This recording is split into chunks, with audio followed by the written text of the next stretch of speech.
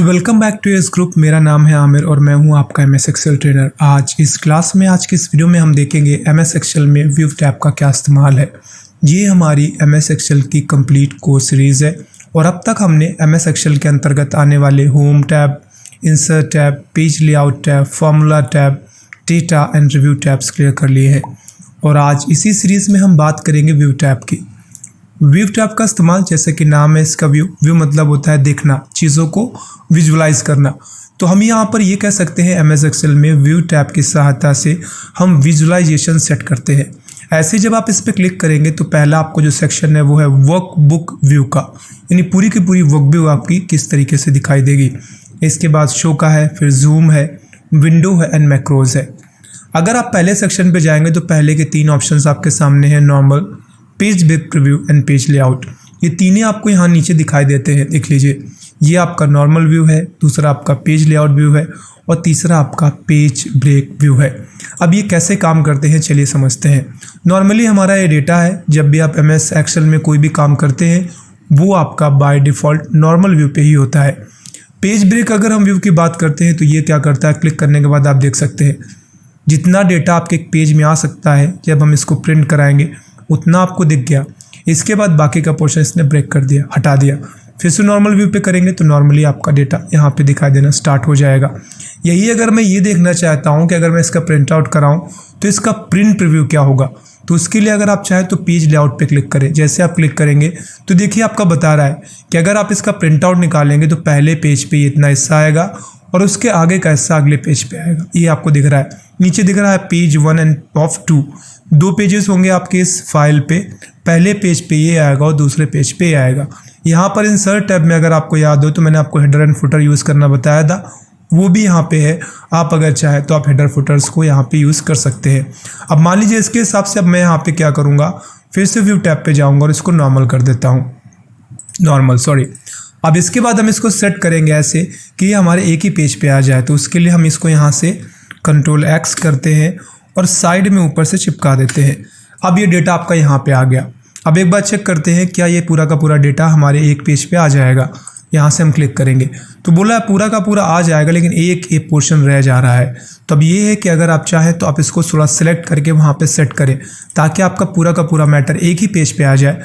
इससे आसानी रहेगी आपके प्रिंट आउट में, ठीक है। तो मैं इसके लिए इसको थोड़ा सा बड़ा करता हूँ और बाकी के सेक्शंस को मैं यहाँ पे हल्का हल्का छोटा कर सकता हूँ। हालांकि अलावा इसके ऑप्शन ये भी है कि जब आप प्रिंट आउट निकालें तो आप पोर्ट्रेट की जगह लैंडस्केप का यूज़ करें।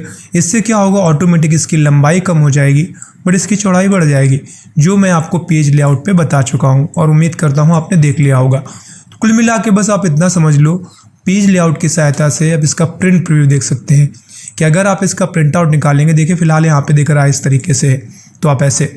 बाकी यही ऑप्शंस आपको पेज में सेटिंग करने से संबंधित आपके पेज लेआउट पे थे, जहाँ पर हमने प्रिंट एरिया सेट करना सीखा था। इसके साथ साथ प्रिंट टाइटल देना और काफ़ी कुछ था। जैसे ओरिएंटेशन में अगर मैं यहाँ से लैंडस्केप कर देता हूँ तो देखिए आपका ये ऑटोमेटिक पेज का सेट कुछ ये हो गया। अब अगर मैं जाता हूँ यहाँ से व्यू पे और अब अगर मैं यहाँ से पेज लेआउट सेट, देखिए अब ये आपके पूरे एक ही पेज में आ रहा है। क्यों? क्योंकि हमने इसका लैंडस्केप कर दिया है सेट, पहले की पोर्ट्रेट था। अब इसकी लंबाई थोड़ी सी कम हो गई है और इसकी चौड़ाई बढ़ गई है। फिर से बाय डिफ़ॉल्ट व्यू पे लाना है तो मैं क्लिक करूंगा। ओरिएंटेशन से बाय डिफ़ॉल्ट ये पोर्ट्रेट था, आप देख लीजिए, फिर ये कुछ वैसे ही हो गया। चलिए फिर से हम चलते हैं अपने व्यू टैब पे और यहाँ से मैं इसको नॉर्मल व्यू पे कर देता हूँ। अगला है आपका कस्टम व्यू का। जैसे नॉर्मली कहीं पे भी मैं कुछ भी लिखता हूँ, कहीं पे भी, ठीक है, मैं नॉर्मली कहीं पे भी जाता हूँ, कुछ लिख देता हूँ। अब यहाँ पर देखते हैं ये तीसरा वाला ऑप्शन, ये वाला ऑप्शन किस तरीके से काम में आता है। मैंने यहाँ पे कर्सर रखा, यहाँ पे क्लिक किया और क्लिक करने के बाद मैंने इसका एक ऑलरेडी नाम दे रखा है तो कोई बात नहीं है, मैं इसको क्लोज करता हूँ, दूसरी जगह पे जाता हूँ। फिर से मैं पहुँचा और यहाँ से क्लिक किया। अब मुझे क्या करना है, मुझे एक नया देना है, तो मैं यहाँ पे ऐड पे जाऊँगा। इसके बाद मैं इसको कोई भी नाम दे सकता हूँ, मैं बी दे देता हूँ एंड देन इसको ओके कर दूँगा। अब हमारे पास जब आप इस पर क्लिक करेंगे तो आपको 2 दिखेंगे, बी और ये। चलिए तीसरे वाले को भी मैं एक नाम दे देता हूँ, क्लिक किया और यहाँ पे तीसरे वाले के लिए मैं ऐड पे जाऊँगा और एक अलग नाम दूंगा, जी, ओके किया। अब यहाँ पे 3 ऐड हो, कर्सर कहीं पे भी हो, डायरेक्टली आपको वहाँ उन सेक्शन पे जो नाम दिए थे वहाँ ले जाना है। इस पे जाइए और इसके बाद किस वाले पे जाना है, इस पे जाना है, आप यहाँ से जाइए और कर दीजिए शो। तो जहाँ पे भी वो चीज़ लिखी होगी कर्सर ऑटोमेटिक आपका वहाँ पहुँच जाएगा। ठीक है, क्लिक किया, आपको इस पे जाना है शो। ठीक है, तो ये वही वाला था। चलिए फिर से क्लिक करते हैं, ये वाले पे जाना है। ठीक है, ये आ गया कर्सर यहाँ पे। तो इस तरीके से आप इसका नाम दे सकते हैं। ये नाम हमने पहले दिया था, हो सकता है ये नाम हमारा रह गया है।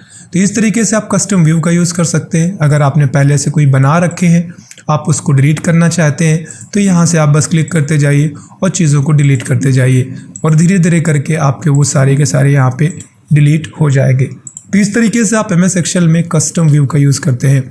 अगला ऑप्शन है आपका ruler, grid line, formula bar and headings का। नीचे लिखा हुआ है शो। ऐसे शायद ही आपको ज़्यादा ना समझ में आए, मैं इसको यहाँ से हटा देता हूँ। इसके बाद हम यहाँ इस डेटाबेस पे थे। ठीक है, अच्छी बात है। इसको हम पेज लेआउट पे सेट करते हैं। तो अब आप देखिए ऊपर यहाँ पे ये देखिए ये रूलर सिख रहा है आपको। ठीक है, कि जब आप प्रिंट आउट निकालेंगे तो रूलर पे कितने इंच का साइज रहेगा, कैसा क्या रहेगा। चाहते हैं रूलर दिखे तो ठीक, ना चाहते तो हटा दीजिए। देखिए हट रहा है यहाँ से, ऊपर का हिस्सा ये रूलर आपका हट जाएगा अगर आप हटाना चाहें तो। ऐसे ग्रिड लाइन अगर आपको रखना है, देखिए ये ग्रिड लाइन्स है, यह हटाना है। मैं आपको एक बार नॉर्मल लेआउट पे दिखाता हूँ। अभी हमने ग्रिड लाइन हटा रखा है, क्लिक कर देंगे तो दिखने लगा। ये ग्रिड लाइन्स है, हटा दीजिए, दिखेंगी, हटा दीजिए, दिखेंगी। ठीक है, तो ये ग्रिड लाइन है। अगला है आपका फार्मूला बार। अब ये जो हिस्सा है ऊपर का, इसको हम फार्मूला बार कहते हैं, ये वाला। ठीक है, आप चाहते हैं दिखे, चाहते हैं ना दिखे, क्लिक कर दीजिए, हट जाएगा। ठीक है, नीचे हेडिंग है। अब हेडिंग्स ये होती है ABCDEFGH, ये सब हेडिंग्स कहलाती है। 1 2 3 4 5 ये रो हेडिंग्स हैं आपकी, ये कॉलम हेडिंग्स है। नहीं चाहते दिखे तो आप हटा दीजिए, नहीं दिखेंगे, देखिए। ठीक है, इस तरीके से।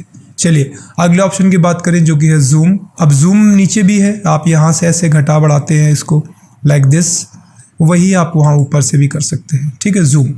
जैसे अगर मैं जूम पे क्लिक करूँगा तो आपसे बोल रहा है कि आप कितना जूम करना चाहते हैं। 200%, ओके कर दीजिए। 200% हो गया आपका। 100% कर दीजिए, बाय डिफ़ॉल्ट 100% हो जाएगा, यहाँ पे दे रखा है। ठीक है, फिर से क्लिक करिए, आप 25% चाहते हैं, ओके कर दीजिए, कॉपी छोटा हो गया।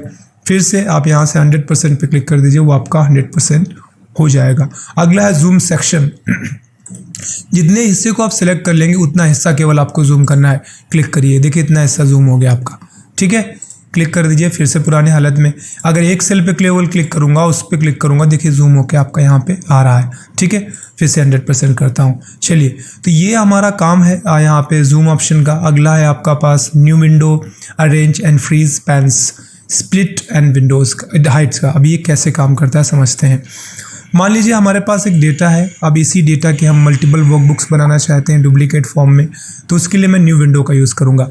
उसके लिए ऊपर पहले आप यहाँ पे देख लें 2.2 का रेशियो सिलेक्टेड है। अगर कोई पहले से खुली हुई है तो मैं इसको पहले बंद कर देता हूँ। नाउ यू सी, अभी आपके पास ही यहाँ पे है। अब जैसे मैं क्लिक करूँगा इसी की एक डुप्लीकेट कॉपी तैयार हो जाएगी। 2:2 का रेशियो है।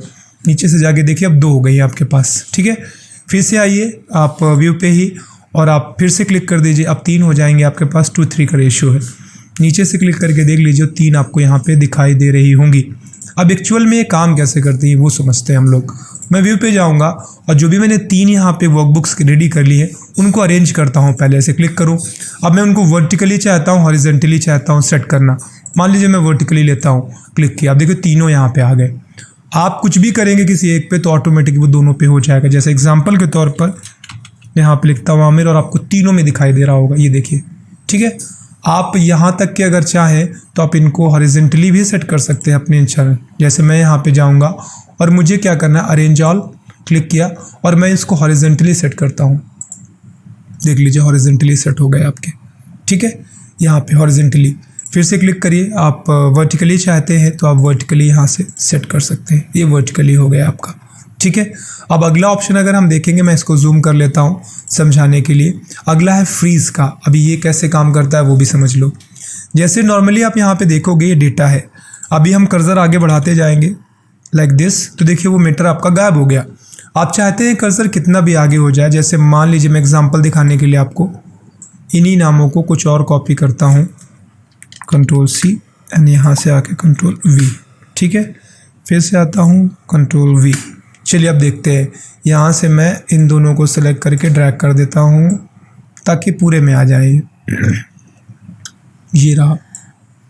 अभी नॉर्मली क्या होता है, नीचे आने के बाद अगर मैं देखूं कि ये जो 85 मार्क्स थे वो किस चीज़ के हैं हमें नहीं पता चल रहा है। हम चाहें तो हम इस हिस्से को फ्रीज़ कर सकते हैं, पूरे ऊपर वाले हिस्से को, या फिर हम चाहें तो इसके साथ इस वाले हिस्से को भी फ्रीज़ कर सकते हैं। इससे अगर स्क्रॉल होगा भी सब कुछ स्क्रॉल होता जाएगा, लेकिन ये बना रहेगा। कैसे काम करता है चलिए समझते हैं। तो यहाँ से मैं फ्रीज़ पे जाऊँगा। अब आपसे बोल रहा है freeze pane, freeze top row, freeze first column. अब मान लीजिए मैं यहाँ पे इस पर क्लिक करता हूँ तो क्या होगा, ठीक है। अब देखते हैं, मैं आपको दिखाता हूँ। मैं कर्सर नीचे लेके जाता हूँ, देखिए यहाँ से इंग्लिश ये वैसे ही है। हमने क्या किया, हमने टॉप रो को फ्रीज कर दिया, ठीक है। फिर से क्लिक करते हैं। इसके बाद मैं यहाँ से मान लीजिए अनफ्रीज करता हूँ पहले तो, जो मैंने किया था। ऐसे अगर आप इस वाले कॉलम को फ्रीज करना चाहें तो आप वो भी कर सकते हैं। करना क्या है, क्लिक करिए। क्लिक करने के बाद आपसे बोल रहा है फ्रीज पेन, यहाँ पे फर्स्ट कॉलम, ये वाला फर्स्ट कॉलम है आपका। क्लिक किया, अब ये फ्रीज हो गया आपका। कर्सर ऐसे लेके जाएंगे, नो प्रॉब्लम, चले जाइए, वो आपका फ्रीज ही रहेगा, ठीक है। चलिए अनफ्रीज करते हैं। तो अनफ्रीज मैंने यहाँ से कर दिया, ठीक है। अब क्या होगा, कैसे काम करता है वो देखते हैं। यहाँ पे हमने क्लिक किया और फ्रीज पेन्स कर दिया। अब पहली रो और पहला कॉलम दोनों ही आपके सेलेक्ट हो गए और ये फ्रीज भी है। अगला ऑप्शन है आपका स्प्लिट का। अब ये क्या करता है, स्प्लिट पे जाएंगे तो जहाँ से भी आपका मैटर देखिए कर्सर होता है वहाँ से विंडो स्प्लिट हो जाती है। एक बार मैं फिर से दिखाता हूँ आपको, मान लीजिए ये, ठीक है। और अभी मैं अगर इसको लाइक ये जो विंडोज़ है मैं इनको बंद कर देता हूँ ऐसे। ये हमारा नॉर्मली डेटा है, यहाँ से इसको हटा देता हूँ। चलिए ये डेटा आपका दिखने लगा।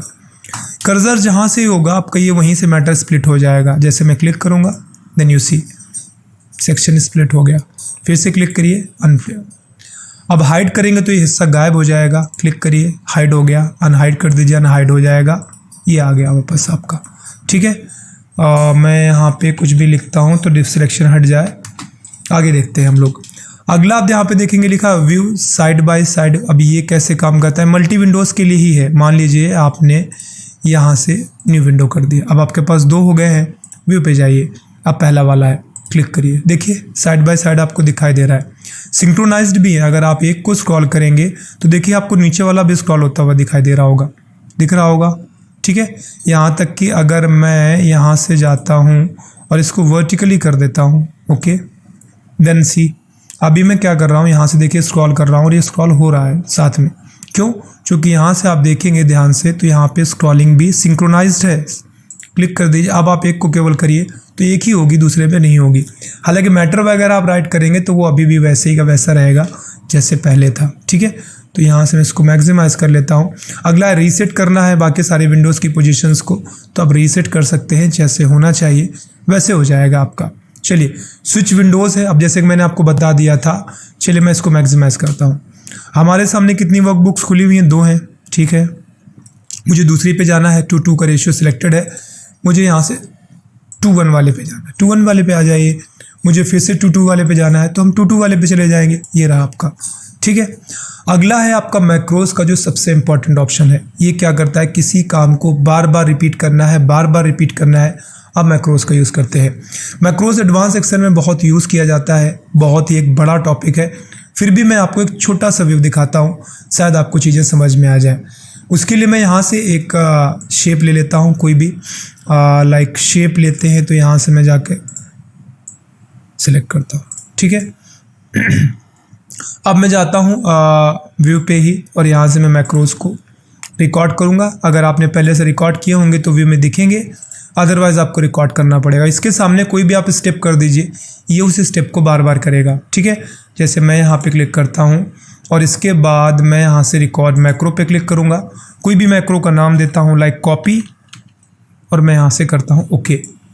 ओके करने के बाद अब मान लीजिए मैं यहाँ से ये पूरे के पूरे हिस्से को सेलेक्ट कर लेंगे पूरा। एंड देन इसके बाद मान लीजिए मैं यहाँ से होम पे जाता हूँ, मैटर को करता हूँ कॉपी, अगले विंडो पे जाता हूँ और यहाँ पे मैं करता हूँ इसको पेस्ट, ठीक है। पेस्ट कर दिया, आ गया। वापस से विंडो पे जाऊँगा और इसके बाद मैं यहाँ से